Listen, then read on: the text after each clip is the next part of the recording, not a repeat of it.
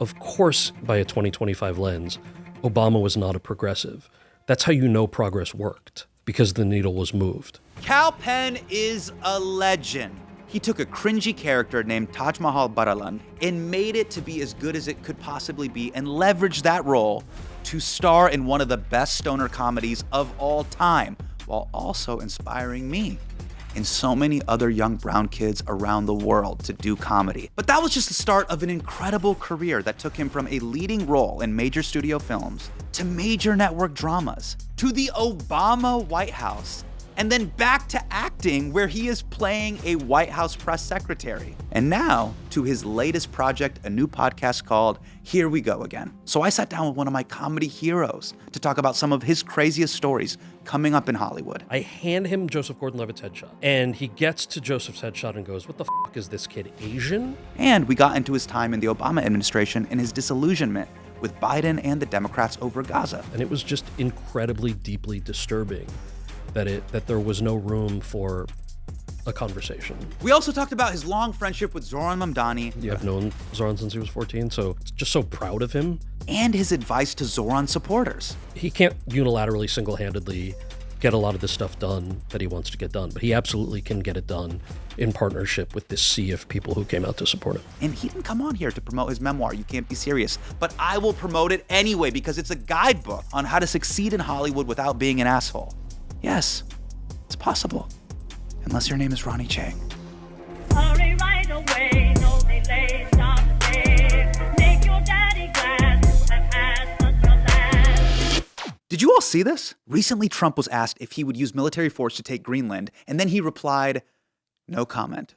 We really are living in unprecedented times." I read this ominous tidbit on Ground News, which is today's sponsor and HMDK's favorite independent news source. Ground News is a platform that shows a breakdown of publications reporting on a story, evaluating their typical biases and factuality. Now, it's not about eliminating bias. This is important. We all have biases.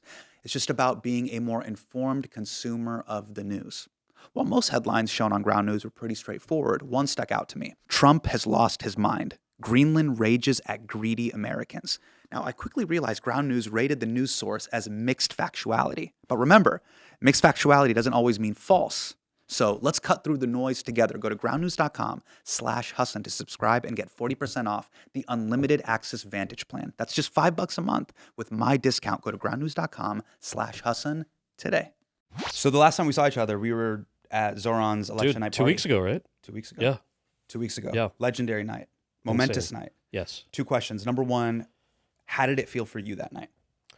Oh, man. So I'll tell you, I mean, it felt incredible, right? Yeah. And for folks who don't know, I've known Zohran since he was 14. There's a whole backstory there. But yes. We found out that he won when we were standing in line on the way in.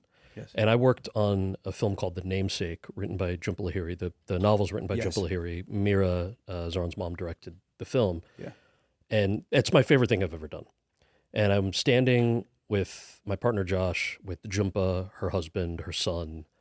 Jhumpa was there. Yeah. Jhumpa was there. So Jhumpa's the author of the novel, the critical, yes, huge, massive hit, the Pulitzer winner. Yeah. Like, so I'm standing with her on one side, and then Motaz, the photojournalist Yes. From Gaza, Yeah. On the other side. Yes.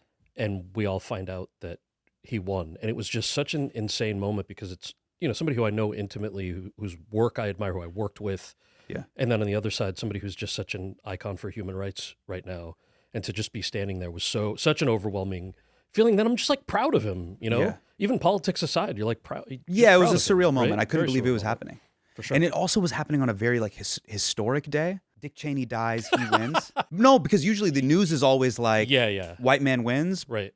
brown boy dies. Right. This was like the opposite, Flipped, which is like yeah. brown boy's up, Yeah. white man dies. Yeah. I was like, this is like a whole flipping of the It was a Spider-Verse. generational sort of shift, maybe. Yeah. Right? Like it was something. So you were there, I was there, Asif Manvi was there, Yeah. and Rami was there. Yeah. And then Yeah. I pulled you and Rami to the side and I was like, you two are New Jersey legends. That's right. And then what was so interesting was I thought it was really beautiful that me and Rami gave you your flowers. That was insane. I couldn't believe that was happening. Because I admire... Why was it so unbelievable? Because I admire you guys very much. You gave me the type of flowers that, like you're both of you at this, like, I hate to say peak because it should just continue to go up, but Sure. at the peak of comedy career, at the peak of like, and neither of you just tell jokes. You guys also like the soul of something meaningful and biting and a reflection of society, always led with joy, is such a rare trait that, like, I mean, I told you this that night. I've just started dabbling with stand-up comedy, right? It's finding my voice. It'll take years to figure that out. But the ability to craft all of that and to lead with joy is something I admire so much. So to hear both of you guys, I'm not good at accepting compliments. I'm telling you, to hear both of you guys say this to me and give me those flowers that night. Yeah, bro, you think I'm lying? You fact check this, bro. Look at this set. Oh shit! This is seminal. These are all the things that made me. Oh man, bro, you think if I'm lying, I'm dying? Look at this. Oh wow. The story that I told that night was, for both me and Rami, I was in college at the time. He was in high school at the time. Wow. So to go to a Cineplex in 2004 and to see this as the poster. Well, thank you. I mean, that movie really launched my career, right? Yeah. And I will say, you're right. So nobody saw it in the box office. It really underperformed. Yeah. And back then, like, to your point about the poster, right? There were people in Hollywood who were like, we don't know. Can two Asian American men open a studio comedy? Yeah. And the general consensus was no, right? Because it hadn't been done before. And we always thought, like, well, the script is so funny. I think what you're doing by saying two Asian American men can't open a studio comedy is you're undermining a white audience. You're saying that white audiences are too racist and too stupid to enjoy just a buddy comedy. And I kind of rejected that. Then the movie comes out and it totally tanks in the box office the first 2 weeks. And for the next 6 months, like, I'm not getting any auditions. Really? Yeah, dude, because your movie failed. Oh, interesting. And then it kind of softly gets launched on DVD, zero marketing budget. It ends up on HBO.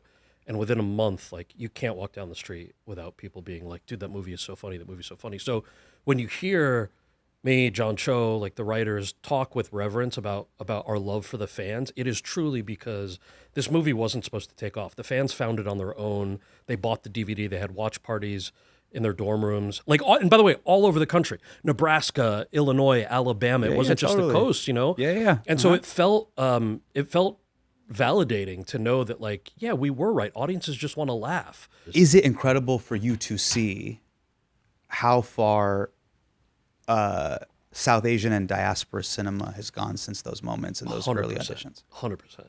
It's incredible to see just the breadth of talent that's out there, the diversity, and not just on camera, not just racial or ethnic diversity, but like the diversity of stories that are being told. Yeah. So there's such a difference between, like, I don't know, like any of the stuff that Mindy writes, incredible, really funny, compared to like the grit of like a Super Troopers or the grit of like your movie that's coming out, right? Like they couldn't be more different. Very different. Yeah. It's so exciting. Also, there's so many executives now, people in the finance world who are looking for stories that are just interesting, period. Lily's movie that just came out doing it, really funny. Yeah. Feels good to see that. I kind of want to walk people through your reasoning as to why you joined the Obama White House. Sure. In 07, 08, 09, where the country was at that time and where you were at that time. Because you were on House. I was. And then you decide to say, goodbye Hollywood. Yeah. Goodbye healthcare. Goodbye air-conditioned trailer. Yeah. I'm moving to DC. Yeah. So I had no intention of working in public service. Very happy to be working on House. Regular paycheck. Yeah. Parking spot with my name on it. Fucking amazing. Trailer. Incredible. Playing a doctor. Little respect Fantastic. on the family side. No accent. No accent. All-star cast. You, Olivia Wilde, incredible cast. stacked. Hugh Laurie. Hugh Laurie. I mean, Oh my God, stacked great cast. Yeah. And in October 2007, Olivia knocks on my trailer door and she's like, hey, I have a +1 to a Barack Obama campaign event. Do you want to come? And I was like, no, I'm good. She goes, but I saw you reading his book. And I was like, yeah, I also read a book about Dick Cheney. Don't need to meet Dick Cheney. You know, I like to read. Right. And she basically, this got to the point where she's like, it's an open bar. And I'm like, sweet, I'm down. So I'm like, all right, all these artists are going to ask great questions about like public arts funding and free speech and stuff like that. So I want to ask like a smarter question. Okay. I want to ask a question out of left field. I'm going to ask a question about climate change. I remember this Foreign Affairs article. I have like 9 glasses of wine, which was a mistake. And then we meet Obama. Yeah. And I was like, sir, I have a question for you. You know, I was reading your website and I saw that you want to invest in corn for ethanol. That's just going to drive the price of corn up in developing countries. And Obama gives me this, like, the look that everybody now knows is like cocky Obama look.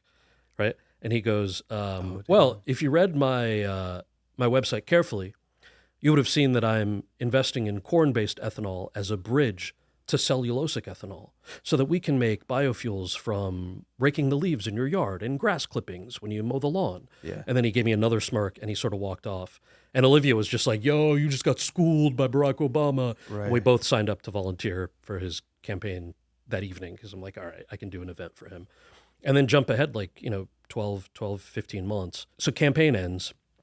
I'd been working on it for more than a year while acting. And you get this email if you worked on the campaign that said, if you'd like to be considered for a White House job or anything in the administration, there's a website called change.gov that has been set up. Upload your CV, your resume, a little cover letter, Yeah. and somebody will call you if you're the right fit. So I did this. I didn't tell anybody except my manager at the time, my acting manager. And he was like, that's crazy. Why would you do that? Will you go work at the White House? And I was like, I doubt I'm qualified. But if I am, yeah, I think it'd be interesting to take a year off and serve, So he's like, all right, whatever. So months go by. This was in November. A couple months go by. In January, I'm in D.C. for the inauguration. And you get to bring some people with you. My parents, my brother, Right. my manager. And backstage, you get to say hi to the incoming first family. So Obama comes through. Hey, thanks for everything. All very cordial. Mrs. Obama comes through 10 minutes later. And I hadn't met her before. And she's like, Kal, thank you so much for volunteering for the last year and a half. I hope you stay involved. And I was like, yeah, me too. I would love to. Thinking that's just something Michelle Obama says to everybody. Right. My manager, who's standing next to me, and was basically every character from the HBO show Entourage in one person, Okay. says to Michelle Obama, well, he applied for a job, right? And I'm like, oh, no. This is not Totally. This is Yeah, not yeah, the you're place not for supposed to do that, this in front please. of the first lady. Yeah. She's like, what do you mean? He goes, yeah, he applied for a job and nobody even called him back. And she looks at me and she's like, who did you apply with? You're like, I went to the website, I uploaded. It's I didn't want to bother anybody, so I sure. uploaded my CV to the website. Yeah. And she looked at me the way you look at somebody if they drop an ice cream cone on the ground on gravel and then pick it up and eat it. What is wrong with you kind of thing. Right. And she calls the president over and goes, tell him what you just told me. I was like, well, sir, I applied for a job at the White House. Oh, who'd you apply with? And I was like, I uploaded my CV to change.gov. And he was a little amused, but he was basically like, are you serious? Is this really something you want to do? Yeah. And somebody on his team reached out and said, actually, incidentally, we only have the salary to pay for one White House staffer, but we need that person to cover youth outreach and engagement, Asian American outreach and engagement, and arts outreach. And Just I had arts in general. Outreach to the arts community. Yeah, okay. And I'd done all three of those in the campaign, and I just finished up teaching a semester at UPenn in Asian American Studies. So it was the timing was kind of perfect. Right. But the end of that, I was obviously deeply embarrassed. The real takeaway for me, as actors, you're so used to having to go through your gatekeepers, your manager, your team, whatever, Right. that I thought I was doing the right thing by just putting my resume out and if I'm qualified, it'll rise to the top. Yeah. So what it looked like to them was he's not serious. Because if you worked for a startup at its infancy for a year and then the startup got bought out twice and you have the chance to work for that new company where your boss is in the leadership role, are you just going to upload your resume or you're going to call your boss and be like, hey, man, I would love to help you execute on all these promises? Yeah. That was a big lesson learned for me. It sounds stupid in retrospect. How dumb are you that you just uploaded your CV? So, props to that manager. Also, we don't come from a culture of legacy admission. Oh, we're 100%. Yeah, of course I'm going to go to website.com/apply. Yeah, the I don't want to bother anybody. That's the Yeah. point. But the lesson here is that they don't fucking check that thing. At or all, did they yeah. know? Or did they know? They're like, no, we didn't. They didn't know. They didn't know. I mean, it's sort of like Zohran's website now, 50,000 applications to work in New York City government. Amazing, But I doubt that just uploading your resume is going to... Damn. Yeah. There's so many people that uploaded the resume to that now Yeah, are for sure. Yeah. Fuck. When we talk about discourse around the Obama presidency, there's people that were like, he was a great president. Yeah. There's people that are like, thanks, Obama. You didn't do anything for us. Yeah, for sure. As someone who worked in 1600 Pennsylvania Avenue, call balls and strikes. How was the Obama presidency and how did it shape your view of the presidency? I'll say this in answering the question. Yeah. I hear all of that. And there's no gotcha here. No, there's no gotcha. It's more of a, you walked the walk. Yeah. It's the same way I feel about when people outside of whatever my domain of expertise is, which is very small. Let's say stand-up comedy. No. But you have your ear to the ground in on theaters this or stuff. whatever that stupid thing is, or the Ticketmaster experience for buying comedy tickets. That's my. But I say that to say is, hey, I know this deeply. Yeah. And I can talk to you about it deeply. You have the ability to do that outside of the op-ed Yes. page. Yeah, of yeah, people yeah. just firing off page A8 I op-ed think pieces. I think what will never cease to be fascinating to me, 2025 right now, right? Yeah. The Obama years I was there was 2009 to 2011. Mhm. You can't look back at 2009 with a 2025 lens and say this wasn't progressive enough. And I will tell you why, is that, of course, by a 2025 lens, Obama was not a progressive. That's how you know progress worked. It's a good thing. It's a good luxury to be able to look back and be like, that moderate, that dude who droned people and didn't get healthcare passed the way that we wanted, that's a great ability to have in 2025, because it means that the things that he did get done are moderate by definition today because the needle was moved. There were obviously plenty of things I disagreed with that the administration did, plenty of things I think he did right that maybe he didn't get credit for. I think the big lesson looking back was seeing how, like, I haven't talked to the president about this, but the perspective I have of, like, the years I was there, everything was, let's get it done legislatively. Let's not do executive orders. Let's not just unilaterally try to make something happen. Let's get the buy-in. And I remember Don't Ask, Don't Tell, for example. There were a lot of advocates on the left who rightfully were like, we don't want to wait for Congress to pass something. Sign an executive order right now that gets rid of Don't Ask, Don't Tell, which is something he could have done. The reason he didn't want to do that is any future president could easily sign an executive order bringing back Don't Ask, Don't Tell. It's really hard if you do it with Congress, because you have to get 60 votes in the Senate, however many in the House, and then have a president sign. So it's almost... There's more levers that have to be pulled. Yes, it's very difficult to overturn something legislative. And so, like, those advocates were obviously livid. We had people chaining themselves to the White House gates saying Obama doesn't care about gay folks and you need to sign an executive order. Now, in retrospect, using the 2025 lens, right, we would have had Don't Ask, Don't Tell back in effect today easy if it wasn't legislatively done. So I think having the patience to look back and, like, take those lessons from it, I find really interesting, which is a little bit different than, look, we live in a world where people want change to be like a light switch, and democracy is designed to move slowly. So I think those lessons are important and interesting for sure. People have a right to be disappointed. People have a right to celebrate. I mean, what I'd love your insight on actually is what's really interesting that you're saying here is there a case for establishment progressivism, or should Barack Obama have been more wildly radical? The problem with this question is that the reality was he couldn't be wildly radical, right? So even the Affordable Care Act at the time, even though the initial point of it was actually like a conservative model, but even then he barely got the Democratic votes to get it passed. And in retrospect, we're like, that's all we got. Yeah. So, like, it's, of course, I wish people had a magic wand. I wish everybody could have been more lefty and more progressive. Yeah. But if you're looking at what a president can and can't do, you also have to look at, like, the political capital around it. Yeah. And there were, the way that the voter trading works, right? Again, I haven't had conversations with the president about this, but for example, I remember hearing, he ran this campaign on, if I'm elected, I'm not going to trade favors. Like, I'm not going to do a fundraiser for you in exchange for you vote yes.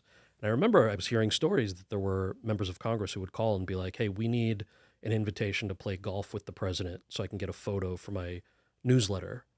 And in exchange, we'll vote yes on the Affordable Care Act. And the White House was like, you should vote yes on the Affordable Care Act if you think your constituents need health care. But you got to do the newsletter. If this is the right path. But that's what I'm saying, is that if you're the guy who ran on not doing the newsletter, right, and saying this is how we're going to change the nature of politics, I think looking back and saying, should something have been different, it's also important to, like, take all of that into account. I think in a magic... One photo on an iPhone 6 in exchange for a in vote exchange for a... No, but then you got to deal with that person for 3 hours in a golf round, You can hit unsubscribe on the Yahoo email listserv. Can I give you one example? Sure. Something that I think about a lot, right? I'm way farther left of the establishment on things like national security, on military-industrial complex, all of that, and I would never make an excuse for it because I think it's wrong. The types of things I find interesting are things like, so Obama pledges to close Guantanamo, right? And one of the ways to do that is by making sure that Congress transfers detainees. Congress almost unilaterally like rejected, Dems and Republicans rejected this because nobody wanted detainees in their own states. Yeah.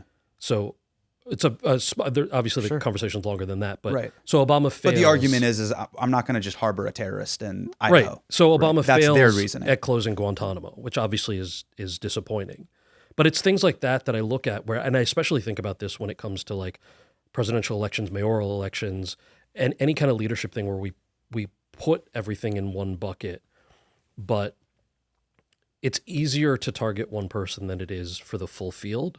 So anything that requires legislative action, we obviously don't live in that world necessarily now in a Trump administration, but like holding Democratic members accountable, like the boring ass person who represents you in Congress, who could use like maybe a protest in front of their office every now and then. Like that stuff is actually really important to get them to fall in line for something that somebody wants to do. But I cut you off. No. I think, was there a particular moment that you became disillusioned with it all? Was it perhaps the Merrick Garland decision? Were there moments where you were like, hey, playing nice doesn't work? Mm-hmm. Or do you feel like, no, this was the right move for that 8-year window at that period of time? I was only there for the 2, right? There were plenty of times I was disillusioned. Dude, there was a day probably like a month and a half into me being in the White House, shared an office with like 6 other people. I can't remember what the decision was, but there was something the White House was doing that I thought was like, there's just no backbone. Here's what happens when a drama queen actor is in the White House. Yeah. You did a monologue. I almost did a monologue. I printed out a photo of a backbone and I stuck it to the wall. I'm like, people in this fucking building need one of these, right? And then I went off on a rant. Evisceration. Yeah. And one of my coworkers was like, let's go for a walk. And she schools me on the strategy behind what I thought was not having a backbone. Now, it didn't change my mind. I was still frustrated. So there were plenty of moments like that. And then there were plenty of moments that were like an example of something I thought that we did right. Opening up relations with Cuba, right? So my friend Ben Rhodes, who now hosts Pod Save the World, he was in charge of negotiating secretly with the Cubans on like the Major League Baseball deal and cultural diplomacy and things like that. This was after I had left the White House, but I was working on an arts policy committee at the time. So we did the first ever cultural delegation to Havana after this. I thought that was the right decision. The way of engaging with Cuba since the embargo started hadn't worked. Not everybody agreed with that. Obviously, both Trump and Biden rescinded all of this and sort of kept it locked. I think Biden opened it up like a day before he left office or whatever. But so those are choices that the president took a lot of heat for that I thought he did right. There were plenty of things that I was just really disillusioned and bummed out about. You know, I didn't mean to joke about the drone stuff, but foreign policy, unilateral stuff against Palestinians, there's all of that I just think that's the Democratic Party line. That's a real bummer. So I have a bit in my previous special where I basically say being a fan of a president is like being a fan of a national bank. Yeah, like walking around Citibank, it's very funny. Wells Fargo. Yeah. And I'm like, they're going to disappoint you for different reasons, Yeah, but they yeah, will disappoint you. yeah. But I'm just being a comedian throwing spitballs from the back of the class. Yeah. You've actually really engaged with the process. What is a healthy relationship that one should have with the presidency? Meaning someone who is a voting citizen, someone who is a volunteer, and maybe someone who bought the T-shirt, sadly. Yeah, the T-shirt of the band. I think a healthy relationship is like understanding from the beginning that you should not agree with 100% of what this person is saying or doing. Like if you do, that's insanity. That's just then you get into sycophantic stuff. And there was plenty of sycophantic stuff around Obama at the time. There's so much sycophantic stuff around Zohran, for example. And I think the healthy thing to do is be like, I don't agree with everything this person is doing, but is the net part of that something that I feel like this is a step forward? And in any healthy democracy, the fact that people disagree means you're never going to get 100% of what you want. Right. So are you going to burn it all down because you're not getting everything you want? Or are you going to be okay with getting 20% of what you want, 40% of what you want, and view that as a victory that you have to build on? And I know it sounds like fucking talking points, but really like that's how a healthy democracy works. And look, when it came to the issue with Gaza, you went out and you condemned the administration. Yeah. And that must have been tough for you. You know a lot of people that work in the administration. These are friends, colleagues, people that have your cell phone number. Yeah, So it's not just like a dunk on a Instagram post or whatever. You are some of that political capital that you have built and the friendships that you've built. You're calling those people out. How did you navigate that? That was one of the most disappointing and frankly, naively now in retrospect, surprising things. I remember thinking to myself, and there were a group of us that would text about this. And I remember like Ben Rhodes, for example, who's been very outspoken, chatting with him, chatting with other people who worked in the National Security Council in the Obama White House who are more aligned with what like a Rhodes or I believe in our view. Kind of thought, okay, before I like go out there and tweet about something, I have these relationships. Like, let me call them. Let me send a note to like Blinken and Kamala. And like, this is the whole point of having these relationships. Is hey, I'm really. You concerned. had Anthony Blinken's email. I sent it to an aide. Yeah. Wow. And made sure he saw it. Like, yes, the secretary's seen this. I'm like, great. And these are letters that just, not as an actor, not that there's no shade to that, but like primarily as, hey, I was Obama's youth guy. Here's what I'm hearing. Biden never had a youth liaison in the public engagement office. So I'm like, you guys don't have one. I was the last. Sorry, that's not true because there were others after I left the White House, but our administration was the last successful youth outreach administration, or at least somebody who had that job. So I'm putting all of that out there, and I had phone calls with some of these people, and it was just incredibly, deeply disturbing that there was no room for a conversation about anything. And so I the national security, cultural diplomacy stuff that I do is mostly rooted in human rights and cultural diplomacy within human rights. So it was just a real bummer, frankly. But I thought that so what you're probably referring to are some of the tweets or posts that I made or fundraisers for like Doctors Without Borders and what the hell are we doing here? But the starting point for that for a good 6 to 8 months was still believing that private pressure would work. And obviously, it didn't, which is a bummer. Now that you know that, yeah, what do you do with that information? I think like a lot of people, I don't know who you support nationally with the Dems right now. I think we'll have to see what they What do you mean by that? decide to do. Meaning I'm not a single issue voter, but in the next presidential election, people are going to have to be held accountable about how do they feel about the universality of human rights. I just know a lot of people that were at the DNC in Chicago that were part of this movement called Undecided Voters. Yes. And they were protesting the war. Yeah. And the United States' involvement in the war. Yes. And the way the city planning is that you had the United Center and they were sent miles away. Yeah. And I remember as a young kid being at the mosque and having local congressmen, my dad tried to plug the community in any which way in some sort of civic activism. And he said, I remember he's now passed away, is a congressman named Vic Fazio. Mm-hmm. And he was like, you know what the problem with you people is? And I was like, I'm a little offended by the fact that you call us you people. But he's like, you guys don't get involved. Uh-huh. The moment you get involved, we as your representatives will have to hear you. Yeah.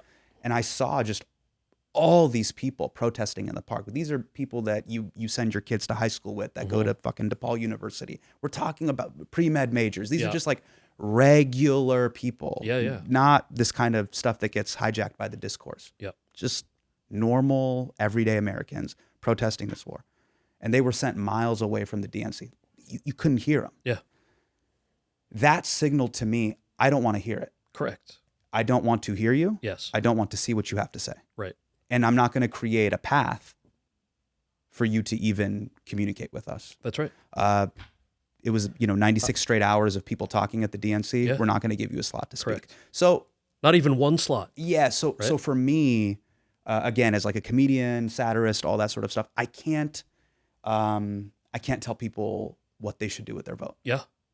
Because I witnessed with my own eyes people that were trying to engage. Yeah. I help out the college Dems. I'm on their advisory board. Yeah. And at some point, I can't remember the month, but I saw that they wrote this op-ed that was very critical of Harris and Biden in the Washington Post around Gaza and around youth vote and Gaza. And I called them and I was like, hey, I'm super curious about what the meetings were like with the White House that led you to the place where you as college Dems in their own party felt the need to publicly write that letter. Fantastic letter. I'm so glad you guys wrote it. but what was the conversation like before? Because I've been having conversations with them too, and they go nowhere, right? And it's clear they're not interested. What was it like for you? And they said, we didn't have any conversations with them. They wouldn't even reach back out to us to have a meeting. Right. So I'm like, so Biden and Harris refused to even meet with the College Democrats of America, one of the backbones of youth engagement on college campuses when you're trying to win an election and even in off years. Yeah. And it led them to have to publicly write a letter to the Washington Post. Like, the Democratic Party needs a real realignment of its core values and looking at what young people actually care about. And multiple things can be true. We can stand up for human rights and against anti-Semitism. Like, these false conversations that are being created around it are shocking, I think, to a lot of people. And so your example of that is spot on, and it's what I experienced in talking to a lot of these folks who were organizing. It's like you said, the people at the DNC were just put. Yeah, I saw it with my aside, own eyes. And so it was one of those things where I go, I can't, in good conscience, tell anybody how they should vote. Right. Because those people were doing, like I said, everything they tell you to do in civics class. Yeah. Actively engage, peaceful protest, write your member of Congress, offer up a channel of dialogue. Like, it was all just outright rejection. I mean, you saw this with Zohran too. Schumer didn't even endorse him, right? Like, mainstream Dems, Hakeem endorsed him, 3 days before? About 3 minutes before. Unenthusiastically. 3 minutes while you were in line. Right. Yeah. So it only matters, only support the nominee if it's the right-looking nominee. So you personally know Zohran Mamdani. You personally know his family, both his father and his mother.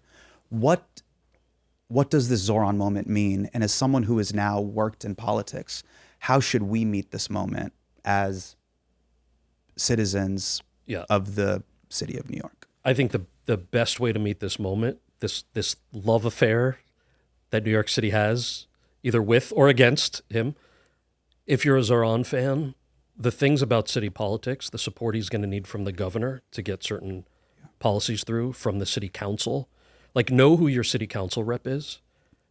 Make sure you write them letters, send their office emails or phone calls if you agree with something that the mayor is trying to do. Like, this all now requires actually using the political capital that Zohran earned by getting people out to vote for him and to canvass for him, and turning that into real political action. It's one of the things that both helped and hindered, depending on the extent of it, during the Obama years, any presidency, right? So that's like key. Number one is looking at those things and being like, yes, I need to show up and call this person to say, I need you to allocate this money just like the mayor wants, that kind of thing. How do people show up for that? What do you mean specifically? It's a great question. For example, question. with like freeze the rent, free buses. How do people show up for that? So a couple of the basic things are like, just know who your city council rep is, know who your state assembly rep is, right? Just know who all these people are who support you. They might be very boring, or they might be interested. Just know who they are, maybe follow them, and get a sense of whether they're on board with the things that the mayor is trying to do. They're also you don't have to do this alone. There are organizations that do this. Zohran's a democratic socialist, so you could follow DSA for all of that. You don't have to. There are think tanks. There are great groups like Make the Road New York. If you're an immigration advocate, if you care about immigration rights, like, follow a lot of these just on social, and you'll see in their stories, like, what are they organizing around? Why? What's the margin by which, like, you need people to show up? Right. It's like all the marches that people had, like the No Kings thing, right? So imagine a No Kings march, but there's an actual deliverable hard goal at the end of it. Like, there's a bill that's up for a vote, or you need the governor's support for something. So it's like a march like that, but with an actual immediate deliverable. So that's the kind of thing that I think like we need to be mindful of. How are the expectations similar or different between, say, the president and then, say, the mayor of New York City? How are you looking at it? I'm looking at it differently. I didn't know Obama before, volunteering for his campaign. Yeah. I've known Zohran since he was 14, so that's a little bit surreal. Also, it's just so proud of him. Right. Yeah, to know him as a person. To know him as a person and being so proud of him. Yeah. But I do think the people who, like, he got people who'd never been involved in politics to register to vote, to knock on doors. That's a big moment, and it's a real special time for the city, for his administration, and then beyond. Most people who are finally registered to vote will continue to register to vote, or continue to vote, right? But it's knowing that all of us need to continue to show up. He can't unilaterally, single-handedly get a lot of the stuff done that he wants to get done, but he absolutely can get it done in partnership with this sea of people who came out to support him. So you have a lot of amazing anecdotes in your book. You can't be serious. Thank you. What Harold and Kumar was to me. Yeah. Describe what Mississippi Masala was to you. Man. So Mississippi Masala is a film that Mira and I are directed. Denzel Washington, Sarita Chaudhary. I think it was one of Denzel's first movies. It came out when I was probably 13, Yes. 12, 13, something like that, 8th grade. And I went to see this movie with my parents and my cousin. And it was the first time that I had seen brown characters on screen, played by brown actors, who were fully fleshed out and flawed. Like, these people were, it's family. The family was like struggling, successful, racist. Denzel and Sarita have sex. Like things that people actually do in life that aren't one note. And I walked out of there going, if this woman, Mira and I, can do this, then like maybe I can too, right? This form of art. And it was one of the big catalysts on deciding that I wanted to pursue film and TV and acting. In the book, you talk about Captain Moneybags. Oh, yeah. Who was Captain Moneybags? So you've noticed I've changed some of the names Sure. in the book, and I've given them all names about how I felt at the time. Yeah.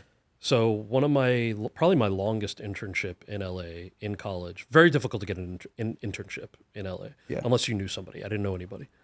So after like a year and a half of applying through like the UCLA internship center, I get a phone call or an email from like this guy who said that he ran a production company at one of the big studios. And I meet with him, and it's like on the back lot of one of the studios. He's like, meet for coffee. And he's selling hard. He's telling me about all these amazing things he's producing. Yeah. And I'm falling for all of it. Sure.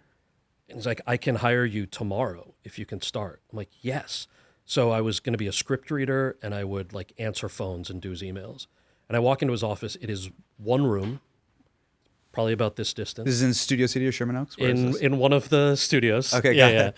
Okay. Maybe Culver City. Sure, maybe. So it's very clear there's like one desk in the corner. Yeah. And then two like mini desks for his interns who he's not paying. Okay. Reason I called him Captain Moneybags is it turned out he was a trust fund kid. Yeah. Whose dad was one of the big execs at the studio at the time. So he had gifted his son a production company with a first look deal. And I learned more about how not to produce movies from working for this guy for a year than I ever did in any of the other like internship things. Tell me about the casting process that you went through with him, where you had to give him a bunch of headshots. Yeah, that's right. What happened? So one day he goes, we're casting this high concept, low budget horror film. Yes. And I need to find a lead actor who's like, he loved using the word pops. He's like, Yes. who's about to pop? Give me a lead actor that pops. Give me someone who's about to pop, hasn't popped yet, so I can afford him for very little money. Yes. But who's about to pop. And you hand him a photo I of hand him Joseph Gordon-Levitt. I hand him Joseph Gordon-Levitt's headshot in a little pile. And he gets to Joseph's headshot and goes, what the fuck is this kid, Asian? And I'm like, I don't know. Why? He goes, because I'm not trying to cast fucking Asians in my movie, Cal. Bring me good white American actors. And then we like move on through the pile. I'm like, well, this is a weird thing to say because obviously he knows I'm an aspiring actor and he can see what I look like. Yeah. So it's very bold. And just to be fair, I always appreciate just the straightforward answer. Sure. Don't fucking sugarcoat your racism. I want to know exactly how you feel so I can find another way in. Now, did Captain Moneybags even know that India is in the continent of Asia? I don't know if Captain Moneybags knew much beyond his BMW and his house in Malibu. Okay. But so I'm going to say no. Got it. Right. So I walked. But you're with like, him. be straightforward. Just give it to me real. Just tell me what you right. So, Sure. but then I was like, I need to learn because if this is how blatant shit is. So I follow him to his car at the end of the day, and I was like, hey, can I ask you a question? Yeah. What was the deal with not wanting Joseph Gordon-Levitt in this movie because you thought he looked Asian? And by the way, he's not Asian. Not that it matters for this conversation. Sure. Yeah. And he goes, oh, it's simple. Asians don't see movies. He said Asians don't see movies. Asians don't see movies. Asians don't watch movies. They don't watch film. Correct. That was his take. Understood. And I said, well, I'm Asian American and I watch plenty of movies, and everybody I know across a multicultural spectrum all watches movies. This feels ludicrous. So I'm like, I'm going to leave it alone. I stayed late that night and I went through, you have access to all this like studio demographic data. Sure. So the nerd in me was like, I got to find this data. Oh God. And I saw that DataViz. the data under Asian American and Hispanic at the time had an asterisk next to it. But that's not because Asians don't see movies. It's because they don't ask Asians what movies they see. So it was only black or white. Then I pulled census data about spending money, like what's it called? Disposable income. Sure. Right? And when he comes in the next day, I'm showing him all of this data. I'm like, dude, actually, Asians have purchasing power on parity with the group that has the most purchasing power in America. Hidden asset here, you actually shouldn't cast Joseph Gordon-Levitt. You should cast an actual Asian American actor in this role, and your movie will pop. And he goes, no, Asians don't see movies. So he had the data in front of him, right? He actually was looking at this going, no, I know better. I know better. Asians don't see movies. Right. So it was just like that bravado. Like we all know producers like this. Thankfully, there are less of them. Some now version than of there were 20 Captain years ago. Moneybags. Right. So that was what was wild about that story is I just kind of walked away from that going, all right, the like glass ceiling is so like you just can't. There's no way that you're. I mean, it's not break even made it. of You glass; gotta- it's steel. You're not getting yeah. through the fucking steel. But I'm glad he was honest and learned. I learned a lot about it. What did you take away from that moment? Like, did it either empower you, or were you like, "Look, I cannot change someone's preset biases, so why even try?" Because there's two potential paths here. But it was both. Both things were true, right? I was livid. Yeah. And I was mad because I'm like, oh, this is what I'm up against. Yes. Right? It's like, it's one thing to like, oh, you put a screen name, you go from Kal Penn to Kal Penn on your resume because you think it might open a few more doors, and maybe it does, maybe it doesn't. But those are the things you have control over. But then what this guy was showing me was that that didn't even matter for like guys who were like that. Then on the flip side, it was like, you're illustrating to me that the standard way of doing things isn't going to work, right? So I have two choices. I can be a bitch and lament and whine about how this isn't going to work out, or I can strategize about a different way in, right? And so both of those things were true. You are one of the nicest people in Hollywood. I have never heard a bad story about you. Oh, thank you. Why are people in I've heard Hollywood? a lot of bad stories, but no, I'm just kidding. You've heard them, you've read them. They're at the top of the Google charts. They're there. Still, you didn't wipe them? There's nothing you can do. There's nothing you can do, Cal. I'm kidding. You're one of the most liked people in Hollywood. Thank you. Why are people such assholes? I don't know. What do you think their incentive is? I'm going to tell you this, and I'm not trying to flip it, and maybe I'm leaning into the stereotype of me being too nice. There are so many filmmakers who just want to work with nice people, and who like they want to work with good folks. I'm not saying this to plug it. It's true. Sure. I'm on season 4 of Industry, which comes out in January. Mickey and Conrad, the guys who created that, right? Yes. You don't know what you're getting walking into a show that already exists and has that much critical acclaim. Right. And you walk in and people are like immediately having artistic conversations with you. It's a no bullshit zone. Mike Schur is the same way. He EP'd my show Sunnyside a couple of years ago for NBC. Like there's this whole caliber of people who, by the way, to me, assholishness is insecurity. That's why people are such dicks sometimes. Yeah. You know, like if you're you're masking something. You're masking your insecurity. You're overcompensating for something. 100%. You're insecure as about opposed something. to like somebody who is kind and collaborative and knows what they want. Like if you have it doesn't undermine your artistic vision to be kind. It just brings out everybody's artistic vision, and then you're the director. You still decide at the end of the day. But that's been my experience. Is that dickishness is just pure insecurity or entitlement. You know, you have had to craft a path where you're kind of like in the jungle and you have a machete and you got to clear the brush out. There is no path set for you. Yeah.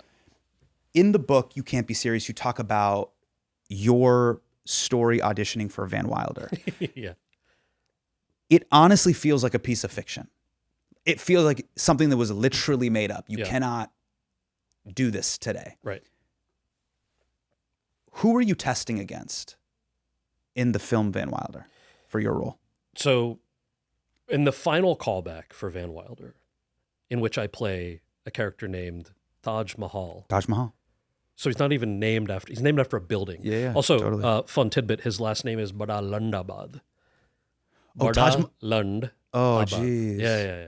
Which I enjoyed. I thought that was great. So Taj Mahal is first name, middle name? First name, middle name. And then Badalandabad is his last name. All right. Which basically means like big cock. Big dick, yeah. Yeah. So I knew at the end it was like, all right, it's me and another actor. I'm like, which brother is it? Like, I'm Sure. Yeah. and I'm yeah. excited that one of us is going to get this. You Good feel like you're going to open the opportunity. door. You're going to see Asif Manvi. You're Right, like somebody right? that Yes. you know. Yeah. So I open the door, and it is a white dude in brown face who's already in the waiting room. And my beef is generally not with other actors. Actors are desperate. We'll do whatever it takes to get a part, right? But I was so fascinated. I'm like, okay, did his agent tell him to like paint his face when he left? Did he do it at home, or did he do it in the bathroom? If he did it at home, did it increase his chances of getting pulled over by the cops? Like all of these thoughts going through my head. And But he was full Trudeau. He did the whole thing. full, Arms and hands too. full. Fuck. And You don't have to name names, but is it a he's popular not actor? No, he's not an actor anymore. Oh, okay. He I think moved back home somewhere in the Midwest. I did look him up when I was writing the book. 'Cause Sure. I thought maybe there's a fun quote or something. Did you guys do that thing where you like before you test, you're like, hey man, what's going on? Yeah. Oh, fully, You small talked. fully, dude. Full small talk. Fuck. Full small talk. We even hung out a few times after that. You didn't mention the shoe polish. Did not mention that. Okay. Also, it wasn't uncommon in those days. So I realize telling it now, and it's only been 20 years. Yeah. Telling it now, you're like, oh my god, people did brown face. Right. Like the new Aladdin a couple of years ago had brown face with a bunch of extras, right? So like it does still happen, obviously in a totally different way, but it was common enough, right? Right. But I do remember looking at him while we're making small talk, and in my head just saying to myself, he is not allowed to get that part. You're like, I have to do this. I have to do this. And I had questions about whether I wanted to do it Sure. if I got the part anyway, right? Because of the, You talk about this in the book, and it represents this kind of divide that is also common in political discourse. Yeah.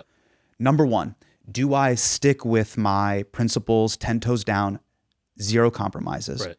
Or number two, do I compromise some things to benefit a larger goal later on? Yeah. You went with the latter. I went with the latter. Why is that important? So I'm never going to throw shade on people who choose the former, because a lot of people do, and they're very successful in their own right. I chose the latter at that particular time, early 2000s, at that point in my career, because the advice that I got, not just from my agent at the time, but there was a wonderful woman named Sonia Nakor, who is no longer in the business, but she was the only Indian American casting executive At NBC? At NBC. Yeah. It was And I huge. had a general meeting with her, and she was like, if I can ever offer advice, give me a call. I had no reason to call her until this. And I was like, there's this movie called Van Wilder. It's a supporting lead. If I get the part, but he's named Taj Mahal. He's an exchange student. They want like a stereotypical accent. I don't know what to do. She goes, well, a couple things here. One, if you get the part, it is true that your agent will be able to pitch you for things that require you to have had a supporting lead role on your resume. That's just true. Doesn't matter the nature of the role. But number two, like, how many things in the script are like cringeworthy? And I was like, I don't know, like 30. She goes, okay. Okay, fuck. So, that's a lot. So you need to pick 10. All right, pick 10 things in the script that you think are cringeworthy, and then if you get the part, you talk to the director about them. And I interrupted her, and I was like, oh shit, I didn't know this was the thing I could do. She's like, I'm not done. You need to come up with 10 things that are funnier than what the writers came up with if you're going to do this. Because you have to understand that nobody is making this movie and writing that character with the purpose of offending somebody or promoting a stereotype. They think it's funny, they think it'll make money, and they think it'll make audiences laugh, period. So it was the first time somebody showed me how I could have agency in the conversation. Yeah. So I'm like, fuck it, let's see. What a gem, though. Huge. To be like, you need to come up with a better idea. Yes. You actually have to. That's your job. Literally, the she's like, existing that's your idea. job. You can't just be like, I'm not doing that. No. I'm shutting this down. You have to exceed what is on the page here. And that hadn't always worked, right? And it hasn't since. But so, and then, to walk in and see the dude in brown face, I was like, decision made. If I get this part, I'm taking it. I'm taking this part. I need the credit. And then I got the part.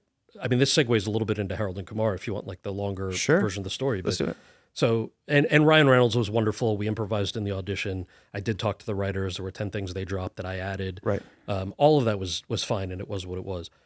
A couple of years go by, and the audition for the Harold and Kumar movies, or Harold and Kumar Go to White Castle, comes up. There's no shortage, by the way, of brown actors to play Kumar. They audition people in LA, Montreal, London, New York, Sydney, everywhere. Yeah.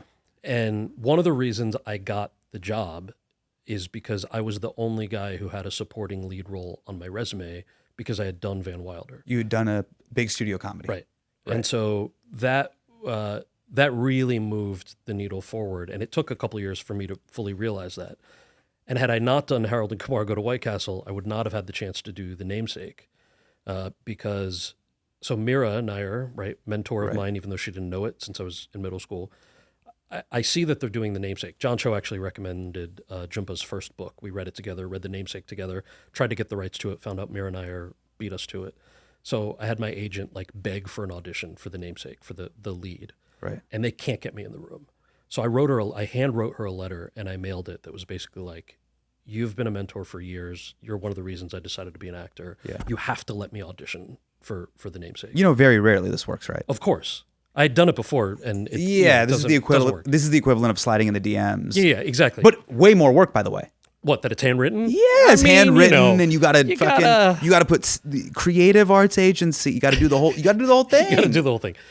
So I send this off, and Okay. a week later, my manager calls. Hey, Mira called, and you got to fly out to New York. You have an audition for The Namesake. Okay. And I get there, and she goes, "Look, the biggest reason you're here, I got your letter, and for the last 6 months, my 14-year-old son Zohran has been telling me that I should audition you for the lead in The Namesake, and he's shown me clips from Harold and Kumar Go to White Castle."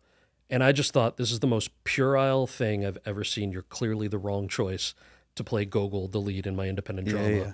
But then I got your letter, and so I'm happy to have you audition. And if you wouldn't mind sticking around to meet my son after the audition, that'd be great. I'm like, what a world, right? So This is what I'm telling you. Full circle moment. So for me as a Yeah. 19-year-old, and for him as a 14-year-old, Yeah. for Zohran as a 14-year-old, how seminal this was. it was, I mean, and I'm telling you the crazy business story behind it, right? Yeah. The question about whether to be a purist and say no to things, or whether to do what you hope is an investment. So had I not said yes to Van Wilder, would not have gotten, I mean, maybe I still would have gotten Harold and Kumar, who knows, but probably may not have gotten Harold and Kumar. Hadn't done Harold and Kumar, certainly would not have gotten in the door for The Namesake, or maybe I would have, because Mira wouldn't have seen the clips. Like, you never know, but that was the trajectory of what that meant, and The Namesake is my favorite thing I've ever done. You have 2 new podcasts. I do. I don't know why you have 2 podcasts, but you have 2 podcasts. You have one, which is Earsay, the Audible and iHeart Audio Book Club, Yeah, which you co-host with Ed Helms. I do. And then, of course, you have Here We Go Again, an interview podcast that lets you just nerd out about politics, science, and culture. Yeah. So you have a book club and you have your own podcast. Yeah, let me do my own podcast first. Sure. Let me plug this. I did not. Why 2 podcasts? The second one is just because I'm a book, reading audiobook fan, and iHeart was like, "Hey, can you host this thing on the side? This like book podcast with Ed." Okay. Yeah, sure. So Sure, I think sure, it's like 8 episodes. Really fun. Okay, got But it. it's very literary. Okay, got it. And was kind of an offshoot of Yeah, Here We Go Again. Yeah. I also, by the way, didn't think I was going to host a podcast. You know how crowded the space is. Yours is phenomenally successful, but everybody has a podcast, and they're not always like the most, they don't often peak. So I was a little self-conscious about that. I'm like, until I have an angle or a story that I really want to tell, I'm not good at like, for politics, I'm not good at like going on cable news and screaming at people. That's not what I do, maybe because I'm too nice, like you said.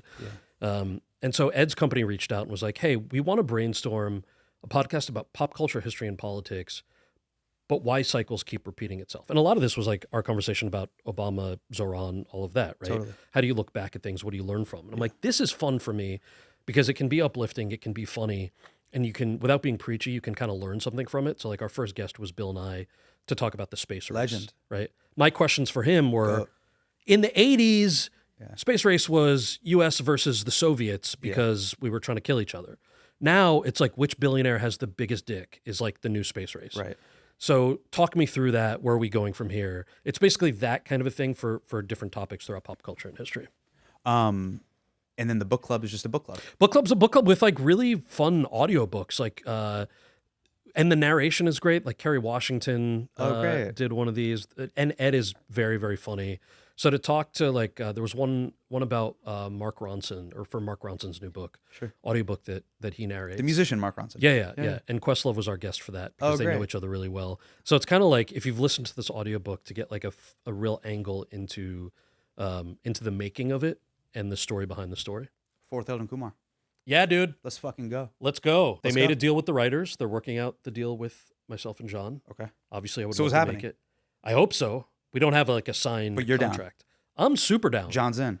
John is in, as far as I know. Yeah. Okay. You need to do a cameo. I'll call me for whatever. All right. I'll do it for day rate. Oh, they might ask you to.